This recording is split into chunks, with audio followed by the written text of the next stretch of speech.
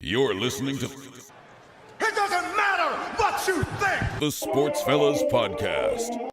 What is going on, ladies and gentlemen? It is your boy Andres. We are back with episode 57 of the Sports Fellas Podcast. Yes, 57, our last one of the year. And today, along with my co-host Eric, how you doing, sir? I'm good. I'm ready for Christmas, man. We already talked about it a little bit. Best time of the year, spending time with family. We got a Christmas Eve party every year with all our cousins and everything, and I'm excited for it. It's good to see those people. I'm glad you celebrate Christmas Eve too, because a lot of people forget about Christmas Eve, man. But it's a great time, But Noche Buena, we love that. But Eric, before we get started with the show, our MVP picks, it seems like they're just bored. You know what I mean? Like, what happened over the weekend, man? Because obviously Tua had a good game or whatever, but then Dak just, I don't know. I don't even know what happened, man. Listen, I'm not gonna blame it all on the referees, but Mike McCarthy should have challenged that catch that transformed into 6 points for the Bills. But I mean, we called Dak MVP, and now this happens. And now it looks like Brock Purdy is running away with the MVP. Dude, if you look at his advanced stats, he's cruising past everybody. I don't know, man. And they're probably going to be getting the number one seed in the NFC, potentially the best record in the whole league. It's kind of hard to not have him at least in your top three, or maybe even one right now, honestly. Yeah, it's crazy to think about, right? Because a lot of people have been crying about Brock Purdy, about, if he wins MVP, the sport gets set back. But, I mean, I don't know, man. We got the Cowboys, we got the Ravens, we got the Bills. If Tua performs, finishes the season with 4,500 passing yards, maybe it's him. But I gotta ask you, does Buffalo scare you at all for the division? Because y'all have a tough schedule left. And don't y'all play them still or no? We play them in Miami. If the last game of the season could be for the division, yeah. Does that stress you out? A little bit. Because y'all have a tough final schedule. Cowboys, I don't know who. That's a toss-up. That's a 50-50 game. We're playing in Miami, yeah. And then we go to Baltimore, and then they come to Miami. So that's a tough schedule. Yeah, they play the Chargers, the Patriots, and us. I think they play in LA at home versus the Patriots, and then they visit Miami. So yeah, that's gonna be fun. We'll see. I mean, yeah, we'll see, because the 3 games, it's fire. Ready? If we beat the Cowboys, we make the playoffs. If we beat the Ravens, we win the division. And if we beat the Bills, we get the 1 seed. So every game we have something to play for. Who won the first time y'all and the Bills played? The Bills smoked us, yeah. Oh, so they would have the tiebreaker too. So if it comes down, yeah. But y'all are 2 games ahead right now, right? Yeah, exactly. So y'all would have to drop 1 before them, and they'd have to go undefeated the rest of the way. No, if they win out, no. Yes, you're right. Exactly. We would have to go 1 and 2. We would have to go 1 and 2. Yeah. And they'd have to go 3. Okay, y'all still probably got it. Yeah. I mean, I'm excited to play the Cowboys, man. After what happened this week. Not gonna lie. Our MVP picks playing each other, which maybe they're not our picks anymore, but what we said. They can still be our picks. Yeah. But that'll be a fun game for us too, at least. Our Christmas kind of Eve, rivalry about come that. On. Christmas Eve. I mean, dude, you see Ravens 49ers on Christmas? They're taking Christmas from the NBA. It's crazy. Bro, but it's so funny you said that, because the NFL really sat down one day and they're like, why don't we just play on Christmas? Yeah, they were kind of what are we doing? We're the NFL. Yeah. We're not about to get pushed around. And they went and took Christmas. I'm sorry, but you could put the Bucks versus the Celtics. The Bucks versus the you could put not to cut you off, the Celtics Lakers play at 8 p.m. at the same time. And that's the thing. So you could put that matchup, but if you put the Bills versus the Browns, 2 good teams, not the best teams, it'll get more, it'll get watched way more than the NBA game. Just because that's what the NFL is right now, especially in America. I can't talk about the world. Obviously, in Europe and everything, they watch the NBA. Yeah. But in America, NFL is on top by far. It's just funny because the people in Europe, they're watching the Niners game at 2 in the morning. So literally that's how I always feel about UFC events. Yeah, that's how I feel about UFC events. The main event comes on at 5 a.m. for them and stuff. And they're awake. I couldn't do that, man. Yeah, but Eric, another thing, like you said, it could be Lamar versus Purdy for the MVP. You know what I mean? If the Ravens beat the Niners, maybe Lamar gets the MVP. I feel like Lamar is very under the radar this year, man. I'm glad he's finally healthy. Knock on wood. Hopefully he stays healthy because I don't know, man. The Ravens defense looks good. They did lose to the Browns, and I get it. It's a divisional game, but I don't know, man. They look good. But ladies and gentlemen, it is Christmas. Instead of talking about MVP early on in the season in like October, November, we wanted to wait till Christmas for our picks. But Eric, there's a lot of players who could very well be the MVP right now.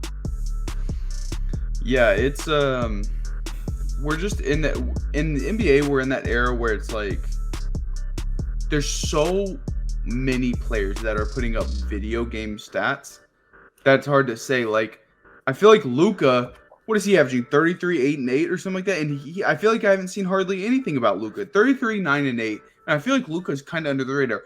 That 6 years ago, like, is a unanimous MVP numbers.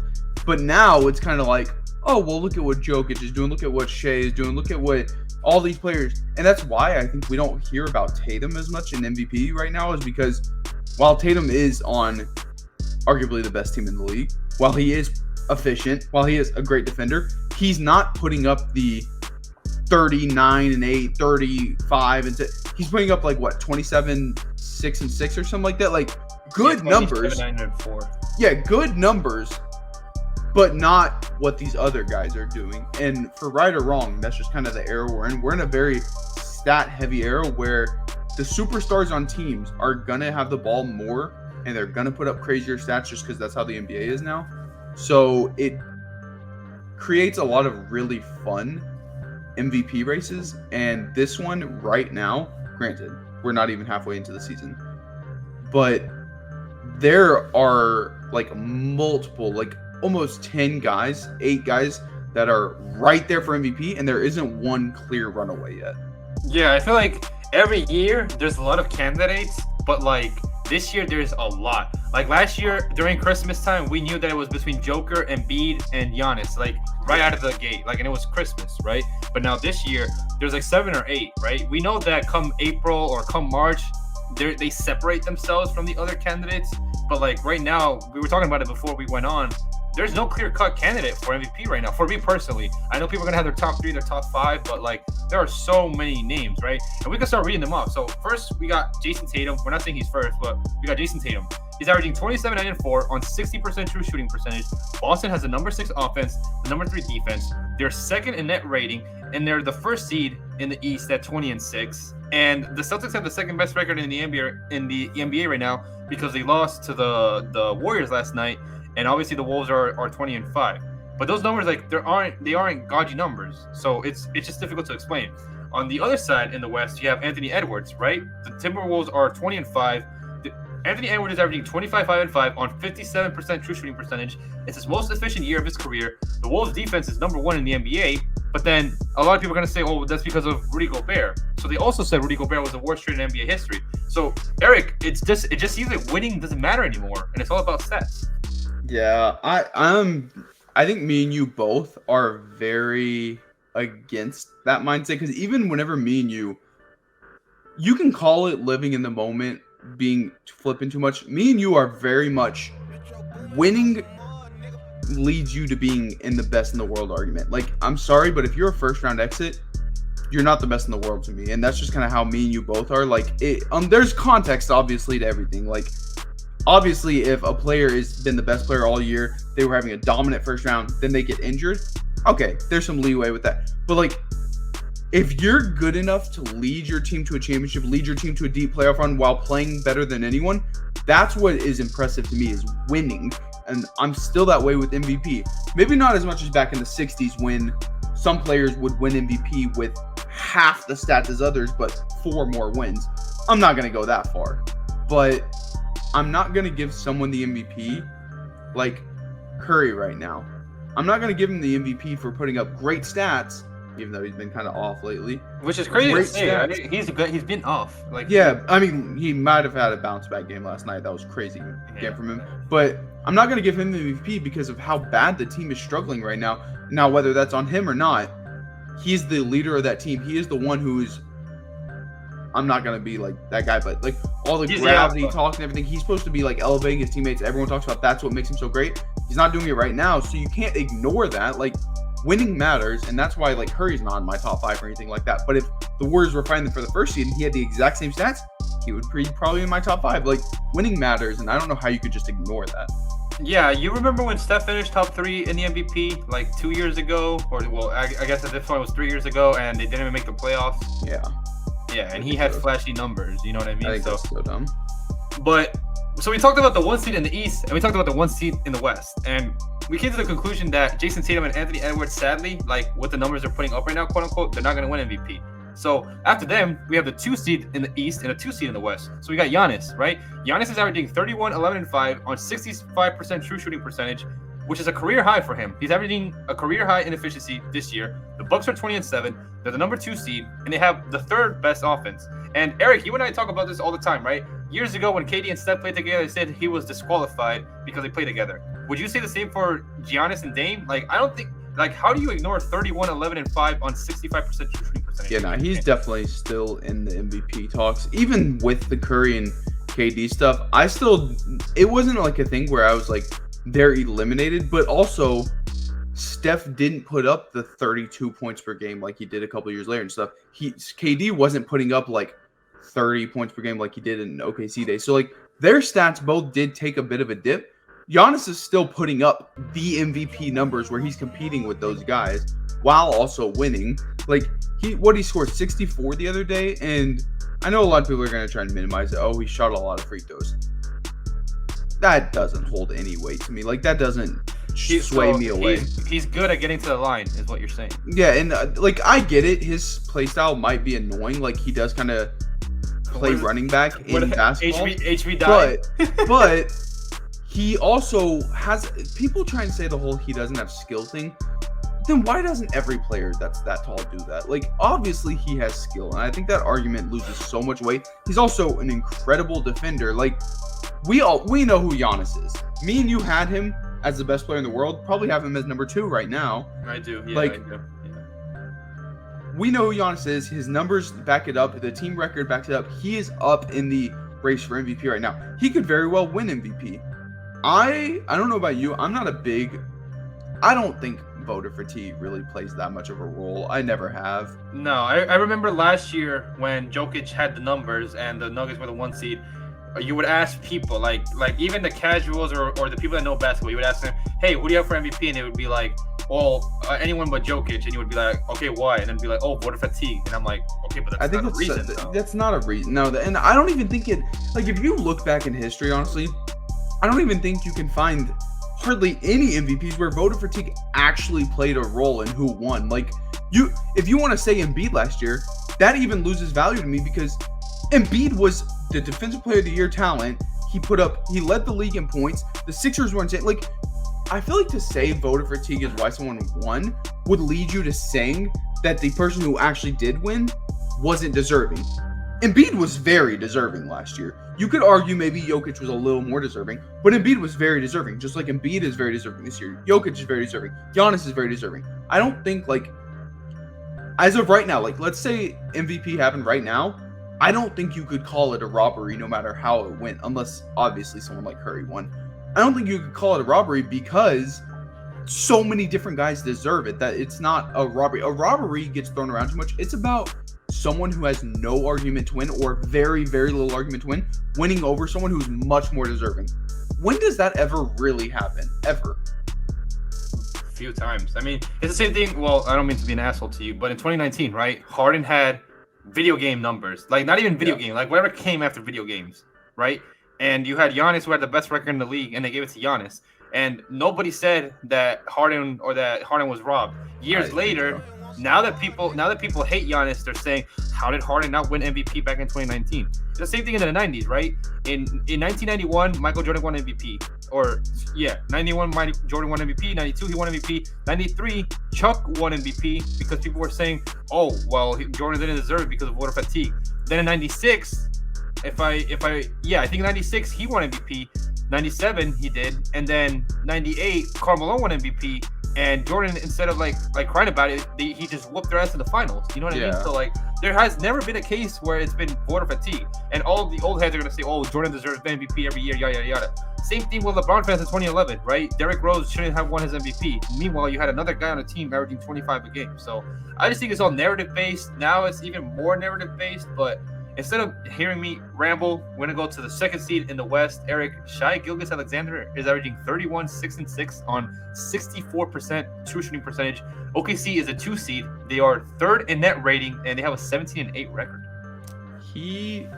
He's one of those players that I feel like I'll watch games, and whenever it gets down to a close game, I don't know the exact clutch stats. I could find them and bring them up real quick, but I swear his clutch stats have to be among the best in the league, because every time it's a close game, every time it's overtime, close fourth quarter, he does not miss. Him in that, like, he is what ball don't stop type people would love, because he hits that mid-range perfectly. He plays a nice style, not necessarily to the extent of Kobe or Kyrie or Dwayne, but like, he plays a very fluid game where his scoring, like, he just makes tough shots. He plays smart. Like, he's a lot of fun to watch. His rise has been like exponentially quick. Like, he went from being a player in the Paul George trade where you were like, oh, that's a good piece to get back, to wow, he looks really good, to holy shit, he's insane. Like, it was like huge jump after huge jump each year consistently. And obviously you get to the point where it's hard to keep having a huge jump at a certain point because you're that good. And maybe from last year, we're not seeing a huge jump, but he is consistently being that player where he's leading OKC to big wins. They already have a good roster around him. If you keep building that roster up around him with Chet and Jalen, like, I don't see how he wouldn't be in the MVP talk right now. Like, an efficient 30. He's got decent rebound and assist numbers, since everyone loves those nowadays. I think rebounding numbers, when people try and throw those around, I think that's the most overrated stat to try and use in MVP arguments, but whatever. I think he is what I enjoy about basketball, I guess, the way he plays and stuff, and how he doesn't have to go out there and get all these triple doubles. He doesn't have to go, whether we want to admit or not, a lot of players stat pad now. We can agree to disagree about that. I don't know how you feel. A lot of players stat pad now. He doesn't care to do that. He is like Kawhi, and why I love Kawhi so much is he just gets his numbers in the rhythm of the game without having to do anything extra. Like, Kawhi will have games where you feel like, damn, he had a pretty good game. You look at the box score, he had 37 points on 80% shooting. He just does it in the rhythm of the game, and I feel like that's kind of what SGA does. Yeah, I mean, 25, 5, and 5 gets you a max contract nowadays, so we know how it is. Yeah. It's tricky, right? Because can OKC, like, you know what's crazy? So not to shift topics, but the Pacers this year, they remind me of Sacramento last year, right? Where it's all offense, no defense, just go bucket for bucket, right? Whereas OKC this year, they're a very solid team, but they're still young. But can Shea take that next step forward and lead them to like a first round series win? You know what I mean? We know the West is a war, so, and we saw it last year where we had 8 seeds in the second round. So come playoff time, obviously it's going to be interesting. The West is a war right now. I'm not saying OKC finishes second, but if they do have home court and they have to see one of those lower teams, it's not going to be easy, you know?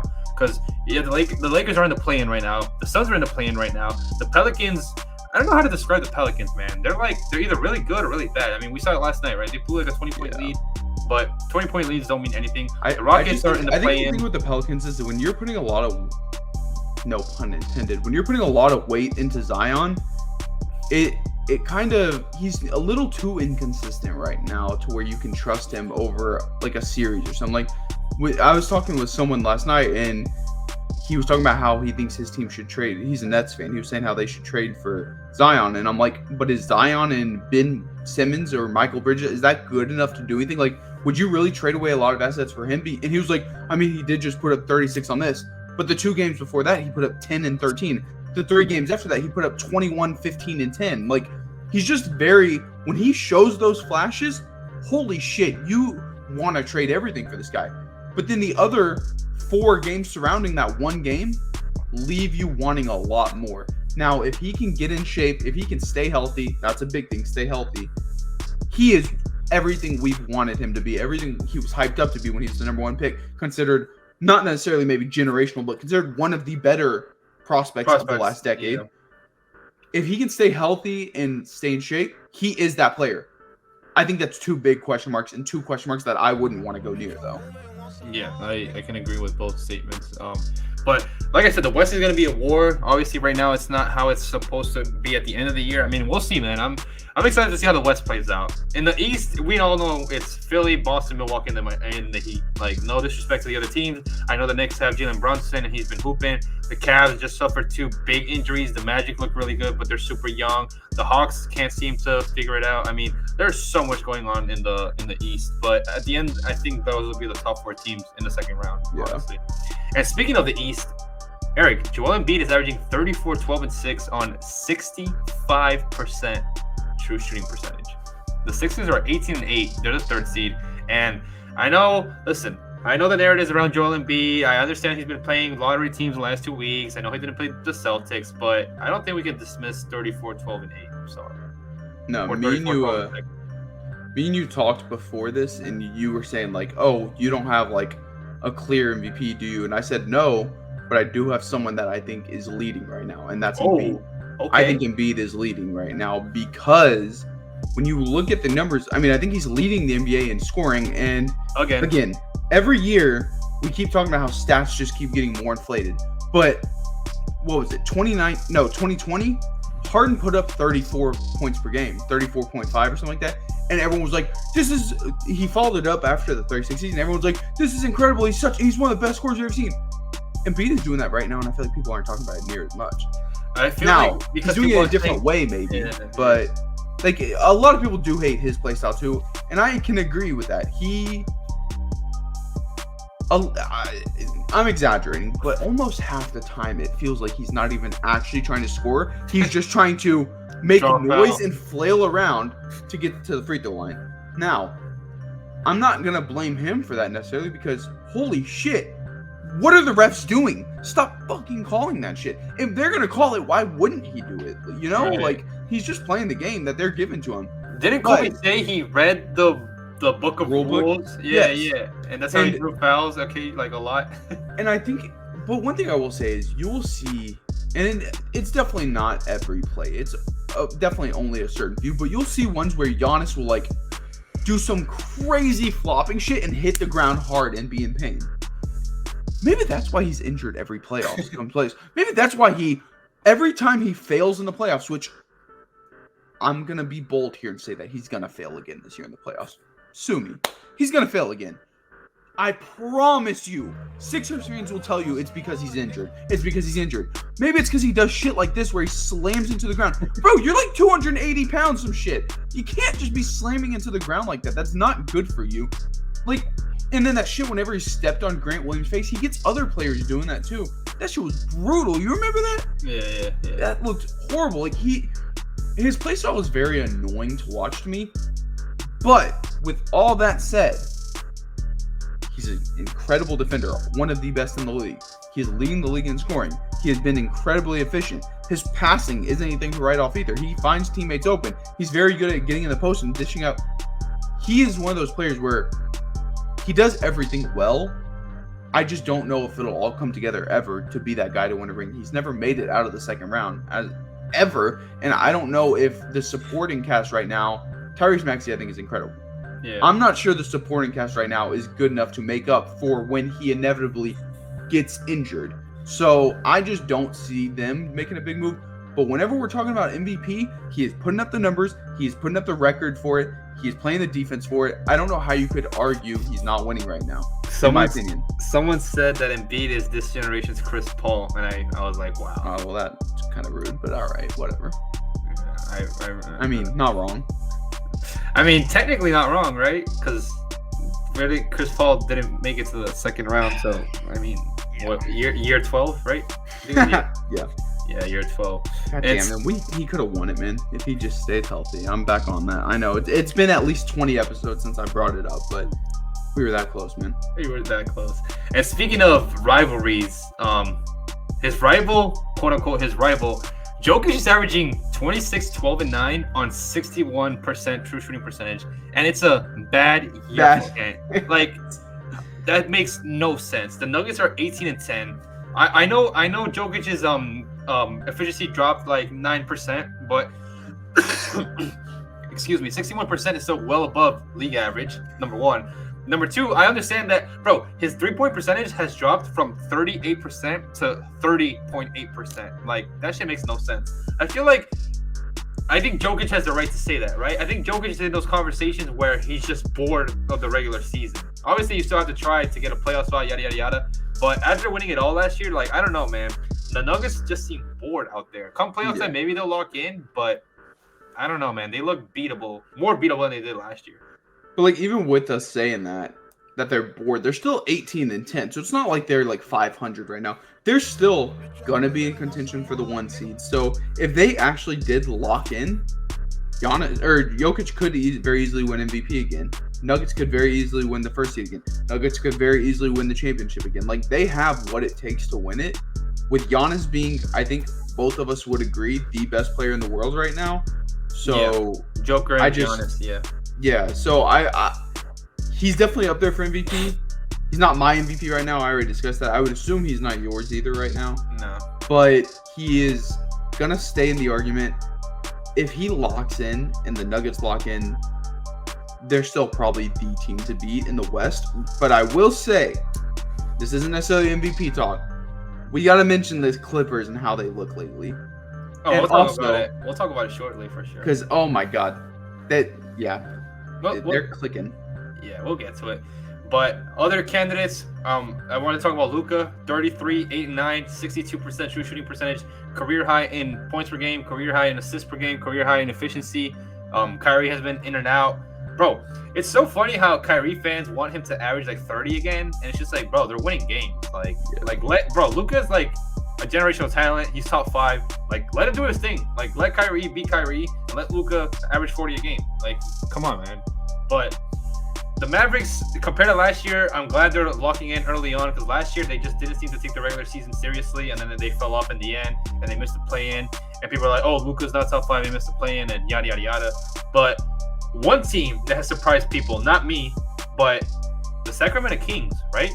De'Aaron Fox is averaging 34 and 6 on 59% true shooting percentage. The Kings are fighting for a top 4 seed again. They've looked good, man. Yeah, a lot of people said that they were going to be the odd team out with the Mavericks taking their spot, but like I said, the West is a war right now. Other candidates, these are not candidates necessarily. I do want to give another shout out to Kevin Durant. I know I don't like Kevin Durant, but he's averaging 31, 6 and 6 on 63% true shooting percentage. 3 years removed from an Achilles injury. I mean, listen, we talk about LeBron in year 21, but listen, Kevin Durant's in year 17 having these numbers. I mean, listen, you got to tip the cap, but still not better than Kawhi Leonard. But anyways. I will say it's also nice seeing like teams like you look at a lot of the teams we've mentioned, they have that one superstar player that is like in the MVP race. But then you have a lot of teams right now, granted it's early in the season, this could change. You have a lot of teams that don't necessarily have a top 10 MVP player like the Knicks. Julius Randle, RJ Barrett, they're great players. None of them are top 10. They look really good. The Magic, Paolo looks really good. But he's not that. No, not France, Mo. Yeah, and Rockets even right now. I know I'm a little biased, but like I think we're pretty much blowing everyone's expectations out of the water. Okay. We don't have any player at that level. Speaking of the Rockets, Eric, Ja Morant came back last night. The Memphis Grizzlies are 6.5 from a play-in spot. Yeah. Whose spot can they potentially take? Because the Warriors are not in the play-in right now, and the Grizzlies are not in the play-in right now. In the play-in right now, you have the Suns, the Lakers, the Rockets, and the Pelicans. I think the Pelicans are a funny team, man. Like I'll say this: if we're looking at how it is right now, I think Pelicans 7th seed and Rockets 9th seed both drop, and the Warriors and Grizzlies. I don't know, Grizzlies. The West is a war, right? It's such a war. Like Rockets Suns are 14 and 13, above 500, and they're the 10th seed right now. Yeah, and the Warriors are 13 and 14. Like they're one game behind them. And it's because we got shit teams like the Wizards, Pistons, and Spurs who are 4 and 20 or whatever that cause other teams to all just keep winning, and it makes it more stuffed at the top. We need those shit teams to start winning a few. Yeah. But I do want to give a shout out to LeBron, right? 25, 7 and 7, 63% true shooting percentage. He's having his most efficient year in his career since his last year in Miami. I mean, Like I know every show talks about LeBron, and I'm not here to go on a LeBron fest, but listen, you gotta acknowledge greatness. 25-7. He's about to be 39 in 10 days, 10 days. Like he's ridiculous, man. Just to touch on it real quick, we don't have to make this whole conversation because we both get bored of this, but would a ring this year for LeBron, like a elite playoff run in the Finals MVP, put him over Jordan for you, or would you still probably have Jordan? I just feel like in my opinion, what Jordan did in the time span that he did it was ridiculous. Yeah, I mean, he won essentially everything. 6 years he played, he won 6 championships in the 90s. Like, it's kind of hard. And then the late 80s, he won 2 MVPs over Magic and Bird. Yeah, you know what I mean?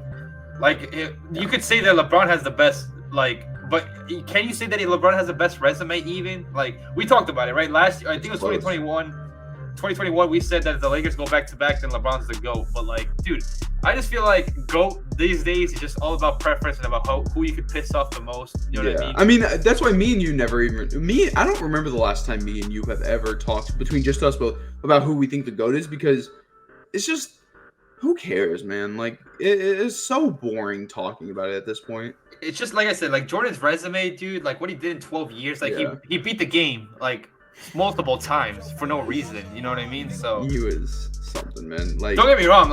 Having to witness 21 years of a player, there's a lot of people that could say, "Oh, I looked it up on Wikipedia." But when it comes to, we talk about this all the time, greatness. You got Djokovic, Federer, Nadal, Messi, Ronaldo, excuse me, LeBron, Wayne Gretzky, Tom Brady. We've seen these guys. Nobody can tell me anything about them because it's on YouTube, but we also witness them. So yeah. Oh, yeah. I get what you're saying. Yeah, Michael Phelps, Usain Bolt. You know how big I am into Olympics. Yeah, I mentioned track and field and all that. Man, I'm so glad I got to watch those two because they are undoubtedly the best at what they did. Phelps is undoubtedly the best swimmer ever. Usain Bolt is undoubtedly the best sprinter ever. Getting to watch those both, it really makes you think. Anytime someone thinks to themselves, well, maybe this person is better, it just makes you think back to when you remember watching them and how they were head and shoulders above everyone else. And it's they're not close to him. And that's how people talk about Jordan, which is funny. It's funny because that's how people talk about Maradona too. I asked my mom about Maradona, and she was like, "Listen, he just had the ball on a string." There's so many people. There's so many people that watch Maradona that they still say he's the GOAT. You know what I mean? But then you got, last but not least, like I said, this is not a candidate, but Kawhi Leonard, man, he's averaging 24, 6, and 3 on 63% true shooting percentage. Most efficient year of his career. He hasn't missed a single game for the media outlets that say that. Stephen A. Smith told him to retire. Everyone was saying to retire. I just think it's pathetic, man. And people are going to call me biased because I love Paul George. Stephen A. Smith is the one who needs to retire. Stephen A. Smith, I swear on my life, half of Twitter could destroy him in a debate. He doesn't know what he's talking about half the time. And that's why it always reminds me of whenever he was on the UFC and Joe Rogan kind of talked about it. He was like, I would have rather they got someone who actually knows what they're talking about. And he got all up and he's like, you don't know, I do this. And Joe Rogan just ignored him. He didn't even acknowledge him after that. Because, dude, all you are is just loud. I feel like he says a lot of dumb shit for reactions. That's why he has this whole shtick with the Cowboys. Every time they lose, he posts himself laughing. He does the stay off the weed thing. He's just a gimmick at this point. I'm sorry. That's all it is. Personality. Yeah, it's just exhausting. Stop. Don't get upset when people don't take you seriously because you don't take yourself seriously half the time. Come on. Yeah, I think he just follows a prompter, honestly. There's no other explanation for it. Yeah.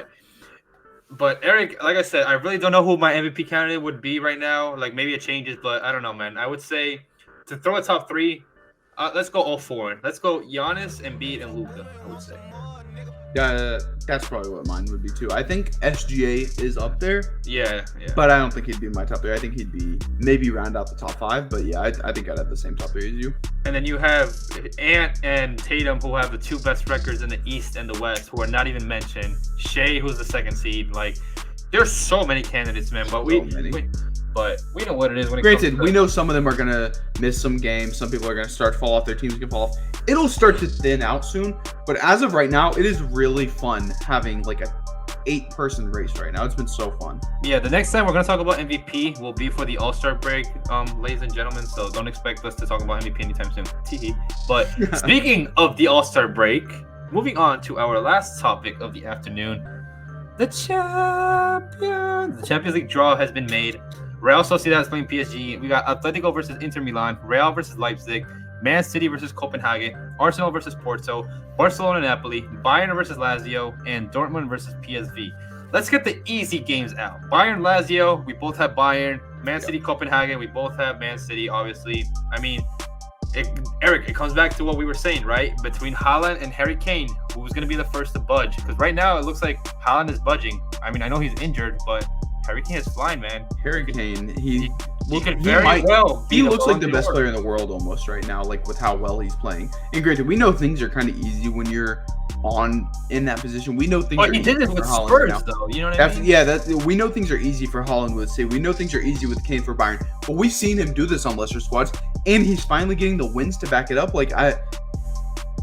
It feels like he's finally in the position that Haaland had been in with the elite team around him, and he's doing more almost, it feels like.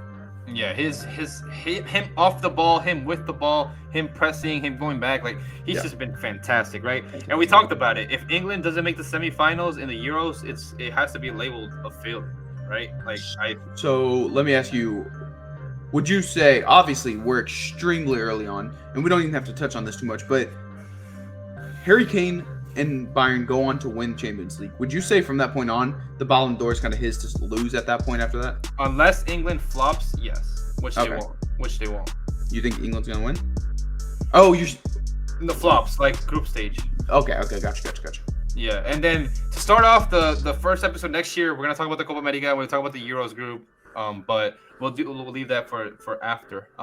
But yeah, man, like we talk about Harry Kane every episode, it feels like, but dude, like I'm glad he's getting the national media recognition, man. He's so good. Like phenomenal. He's really, really good. He's phenomenal. Yeah. And Haaland right now is hurt, and I get it. But like I said, if Bayern wins the Champions League, I think Bayern will win the Champions League. Hopefully I'm wrong. But Harry Kane could run away with the Ballon d'Or. Dortmund PSV, I think it's a very equivalent matchup. Dortmund has looked really good in the Champions League, but they've looked mediocre in the league. PSV, obviously, they look like the best team in the Netherlands right now. I don't want to pick a side here, Eric, because I'm just going to roll with Dortmund and be biased, but I don't know. I think I'd probably go Dortmund just because you already mentioned they looked really good. They won the group of death. Like, that's pretty damn impressive. I don't know if their team is as strong as it's been in years past. It has not. No, it's not. But I think I would still probably lean with them here. But then I think after this, when you get to the ones where you're going to be matched up with the like tier A teams, tier 1 teams, I think this might be the last round they actually will. I think this is the farthest they'll go, if that makes sense. Like winning this, and then they're probably out. I mean, we saw it last year, right? They could have beaten Chelsea, but they didn't. Really. Yeah, no, they should have pretty easily, honestly. Did we play you guys last year? I can't remember. It was the year before. Yeah, I think we did. No, we played in the round of 16. The first round of 16, yeah, and then we played y'all next, right? We played Liverpool, then we played Chelsea, then we played Man City. Yeah, we did play you guys last year. I think we won both games 2-0. I didn't mean to shove in your face. I was generally curious. No, okay. No, because I remember Dortmund played Chelsea. That game I do remember. And then next on the list we have Barcelona and Napoli. Bro, I don't know what to say, man.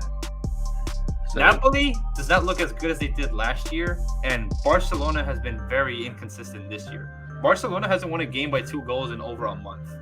At least a month. Now, we do have to admit, we say they haven't looked as good. Napoli looked godly last year in right, they won the league. They won the league in December. Yeah, right. So it's gonna be hard to replicate that. And again, they did get second in their group, and they weren't gonna beat Real Madrid in the group. They just weren't. But I think, like you said, this is a matchup of 2 teams that aren't quite living up to the expectations. And I feel like right now, honestly, I would probably lean Napoli. I would say I would lean Napoli too. But I would not be shocked either way. But I feel like it's a very 50-50. It's kind of that one of which team is just going to disappoint more, almost, it feels like. Yeah, or like the old heads say, which team is going to budge first? Yeah, I mean, yeah, that's a good way to put it, honestly. Yeah, I don't know, man. I would say Barca just because they have the second leg at home. Like I know it's like the Camp Nou though. I don't know, man. This is an interesting matchup. I'm excited for it. Yeah. You know what? I want to see Spanish. You know what? I don't know, man. Yeah, you want Spanish to keep moving on. I want to see. You know what? Just because Barca fans deserve to be happy, no, they don't. I hope Barcelona beats Napoli. I'm gonna say that. Yeah. Right. This for me, low key, is gonna be the best draw. Arsenal Porto, because you have two teams who have nothing to lose, but then you have Arsenal, who wants to get back to the quarterfinals for the first time in, I would say about 10 years, maybe. Because I would say more. I think it's like 12 years. Don't quote me. I think it's like 12 years. I mean, Arsenal are definitely building right now. Like they just keep getting better. That's what's nice about them and how they did it is, I feel like in this sport you see so many managers have 2 bad months and they instantly get dropped. They stuck with Arteta, and it was kind of a disaster for a little bit. Honestly, they wanted him out in a relegation battle. Yeah, they wanted him out. We don't gotta tiptoe around it. They stuck with him. Wanted him out. Yeah. They stuck with him, and it's been paying off more than anyone expected. I think even Arsenal fans. And I'm just gonna be honest. I'm taking Arsenal here. I know that I don't think they'll win the whole thing. I think they'll find a way to blow it. They do, just like they blew the league last year. Like I don't even mean to say that as like someone who dislikes Arsenal. I just don't know if they're quite there yet, but I do think they're good enough to beat Porto. I think Arsenal looked really good in the group stages. Yeah, they did lose to Lens, but other than that, I mean, they looked really good. Yeah. Before the Champions League season started, I tweeted out Arsenal has to make the quarterfinals this year with their group. They have to. Like looking at group by group, because a lot of people are saying that the Champions League lost the level, whatever. But I do have Arsenal winning this one as well. Real Madrid, Leipzig. I mean, if we don't win, it's a failure. Yeah, but I'm going y'all. Leipzig aren't like they've been very mediocre this year though. But they're not a bad side. They will show up in those big games, I think.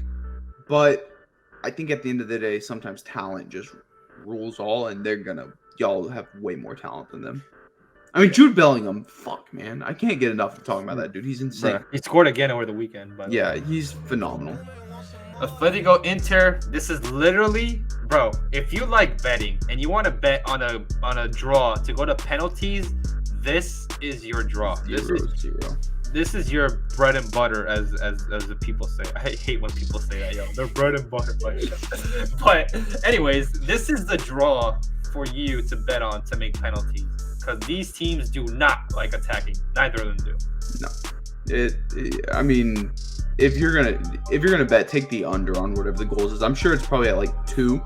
Take the under. 1.5. Yeah, honestly, like I'll be shocked if there's a game in either like side that has more than 2 total goals scored. And 1-0 the first leg, 1-0 the second leg. I don't know who I'm gonna take, man. I'm gonna lean Atletico just because they have. I'm gonna lean Inter. Just because they have the Champions League experience. I know Inter made the final last year, but they did lose a lot of players. But I'm excited for this one. Not gonna lie. I haven't seen the dates to see what game I'm gonna watch, but probably have both on. Honestly, like a madman. And then last but not least, Eric, your favorite team, Paris Saint-Germain versus Real Sociedad. I mean, I'm going PSG, but I don't think PSG are all that this year. I'm gonna be honest. Like, I feel like their squad. There's nothing special about that. There's nothing special about that team, and they'll win this, I'm sure. But I feel like I don't know if you agree with me, but looking at the final teams remaining, every team remaining, the 16 teams, I feel like there's a pretty clear top 3 in my opinion, and that's City, Real Madrid, and Bayern. Yeah. PSG should be in that range, but they're just not. They're not really that close to it either, in my opinion.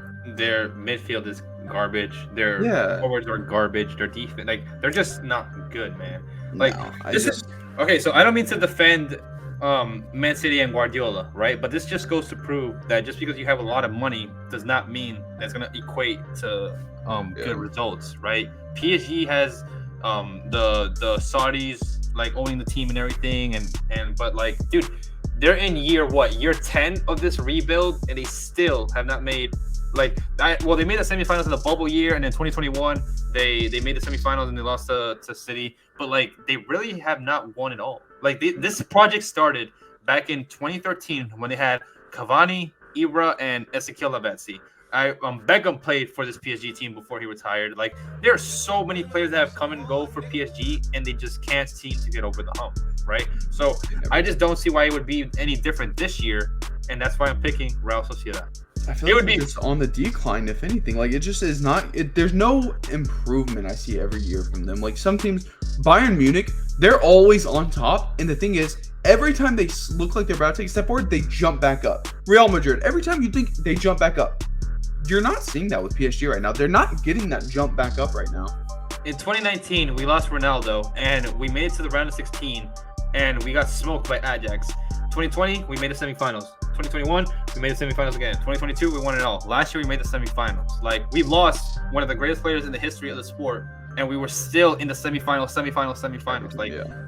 Like, the great teams stay great for a reason, right? You know, Barca lost Messi, and they didn't know what to do. They didn't know who to hire because it all starts at the top. It's the same thing with PSG, right? Like, they have been through so many sporting directors, so many players, and they just can't seem to find that consistency.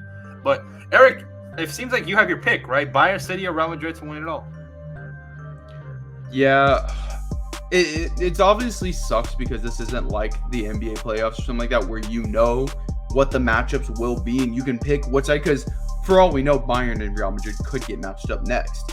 But if I had to pick right now, I would go, like, if I was to say the two best teams versus each other in the championship, I would say, or in the finals, I would go Bayern versus Real Madrid with Man City right there. Man City's been battling a lot of injuries right now, so it's kind of hard to say. Obviously, we're 2 months from even these games taking place, so if they're healthy, then they're as good as anyone. But as of right now, in this moment, I'm going to go Bayern and Real Madrid. And I have no idea who I'd pick in that, honestly. I don't know. But so, Eric, we've set our picks for all the games, though. Did you ever watch The Walking Dead? Like, first 3 seasons. Okay, like perfect. So back in, like, 2011, 2012, when it came out, this was the worst time. From December to February. During Valentine's Day, you would look forward to two things. The Champions League and The Walking Dead new season. Every single time, bro. Like, this period from December to February, it's going to go by fast. But, for me personally, January is the longest month of the year. Like, oh my God, it drags on and on. We talked about this last week too, but it takes forever. January has like 500 days, and then February goes by quick, and then boom, you're in the round of 16. But I don't know, man. I'm excited. It's a beautiful time. I can't wait. You know, like, I've seen 5 Champions Leagues, but at the same time, every game you just suffer it, man. Like, this, that's what makes the sport like so unique. Hey, listen, less than 100 days until pitches and catches report. Or, excuse me, less than 100 days until opening day, actually. I know, man. It feels like, I know it's not, but it feels like as we're getting older, off seasons feel like they're getting shorter and shorter, honestly. I was about to say, they feel like they go by faster. Yeah, 100%. It feels like, damn, the season just ended, and it's already like, because it sucks. I'm thinking to myself, man, we only have 3 regular season weeks left for the NFL. That really sucks. But I know once the season ends, all these other sports are going to take place. We're going to have Champions League starting right when that ends. NBA is going to be in the heat of the season. Like, we're going to have everything taken over, where before you know it, it's like, oh shit, it's almost preseason again. Like, it's July. Flies by. Yeah. So, and I think we have Olympics coming up soon. We have Copa America. We have all this stuff. Like, we have Euros, bro. Like, there's so much content. Yeah, so we're going to have plenty to talk about in sports. Yeah. I don't mean to, like, bring it up, but it was the year the Cubs won, 2016. After the Cubs won, bro, I was just like, yo, this offseason is going to drag so much. And that year, 2016, it just felt like it dragged. Because that was my junior year of high school. Senior year, the Astros won it, same thing. Once I got into college, I'm like, yo, the offseasons are getting shorter and shorter and shorter. It just blows by. Yeah, it's crazy. It was super funny. But ladies and gentlemen, the sports fellas want to wish you a Merry Christmas, a very Happy New Year. Hopefully you guys are healthy heading into this new year. If you didn't accomplish your goals this year, I'm sorry, but listen, it's new year. Flip the page 1 of 365 or 366, whatever they'd be saying out there. But Eric, thank you again for another year of talking sports, venting. For those of you that don't know, Eric and I, we started this podcast because we just wanted to vent, and we were tired of NBA Twitter and Twitter in general, because it's still Twitter, it's not X. We're just tired of all the shitty takes on that app. But nonetheless, it's been a fantastic 2023. It's going to be a fantastic 2024. Euros, Copa America, Champions League, the Olympics. There's so much sports going on. But actually, before we go, the thing that pisses me off, there is so much football, like soccer, and more players are getting injured, man. It really does suck. Oh my! Like, you saw the dude on Luton Town. He like fainted on the field again. Like, it's scary, man. They gotta do something about this. And it feels like they're adding more games though. Like, it just, I don't know. It feels pretty irresponsible by UEFA. Here comes the money, Shane McMahon. Money. Yeah, but ladies and gentlemen, this has been everything for 2023. Remember to like, share, comment, subscribe on all content, and we'll see you next year.